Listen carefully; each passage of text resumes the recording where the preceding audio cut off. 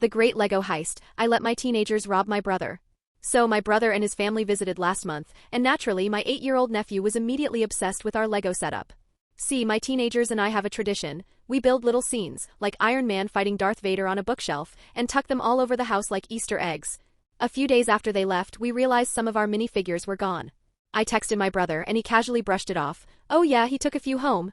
You know how kids are. I'll bring them back next time. Next time came and went without the Legos. He just shrugged and smiled that half smile, saying, "Oops, forgot. Just toys, man."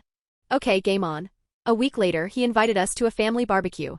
On the drive over, I turned to my teens and said, "If those Legos aren't returned the moment we walk through that door, then everything in that house is fair game. Consider yourselves godless barbarians." My daughter grinned and asked, "So like Viking rules?" "Exactly," I confirmed. We walked in. "No Lego." He laughed. "I'll get it to you next time. Don't be weird about it." I nodded, looked at my kids and whispered, "All right guys." You heard him.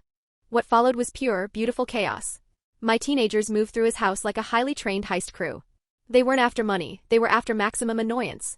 Remotes disappeared. Phone chargers vanished. Toilet paper rolls, spatulas, small electronics, beer mugs, and even a single flip-flop went into our tote bag.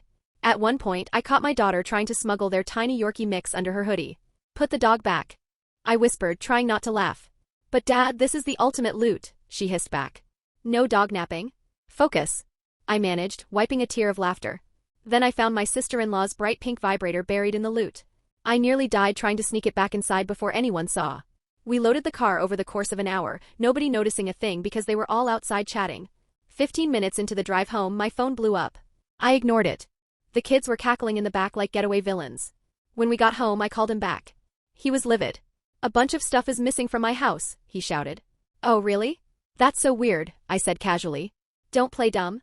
You know what happened. I want my stuff back." "Yeah, sure," I replied. "I'll return your things once I get my Lego back." An hour later, my brother stormed up the porch with a box of Legos and dumped them at my feet. I handed him his box of random junk and said, "See how fast that works when you take responsibility? You let your kid take my stuff, my kids take yours." He was so pissed he was swearing, slammed his car door and sped off. I went inside and found my son doubled over, practically crying. He'd reversed the batteries in every single remote beforehand. They looked normal but wouldn't work. I lost it. "Good job, kiddo." My parents were not amused.